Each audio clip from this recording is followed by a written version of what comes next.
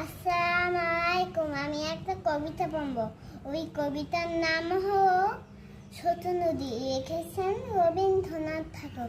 আমাদের ছোট নদী চলে বাঁকে বাঁকে, বৈশাখ মাসে তার হাঁটু জন থাকে। পার হয়ে যায় গাও, পার হয় গাড়ি, দুই ধাও উচ্চতার ধাও তার পারি।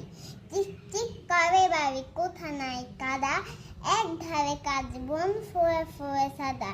কিচিমিচি করে সেটা সারিকে ঝাঁক, রাতে উঠে থেকে থেকে শিয়ারে হাট। টিয়ে টিয়ে ছেলে মেয়ে নাহি বার কারে, গামছায় জন ভরে গায়ে তারা ধারে। সকালে বিকালে কবু নামা হয়ে পারে, আচরে সাকিয়া তারা ছোট মাছ ধরে।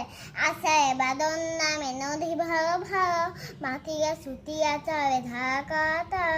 দুই কোণে বনে বনে পড়ে যায় ছাড়া, বর্ষার উৎসবে জেগে ওঠে পাড়া।